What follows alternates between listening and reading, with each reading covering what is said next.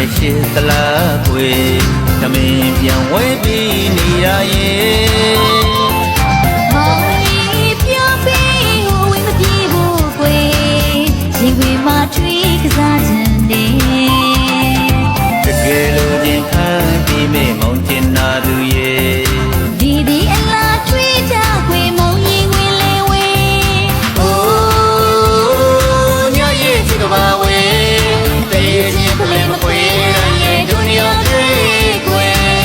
ဘိုးစံကျူမောင်နဲ့တပွဲ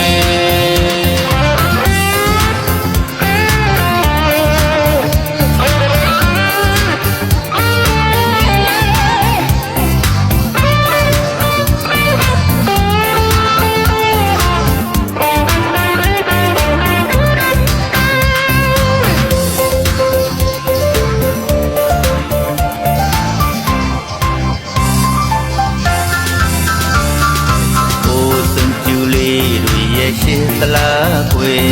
သမင်းပြန်ဝဲပြီးနေရရဲ့မောင်ကြီးပြောပြီးဟိုဝင်းမပြေဘူးကွယ်ရင်ခွေမှာထွေးကစားခြင်းနဲ့တကယ်လို့ရင်ခံပြီးမေမောင်ကျင်နာသူရဲ့ဒီအလားထွေးကြခွေ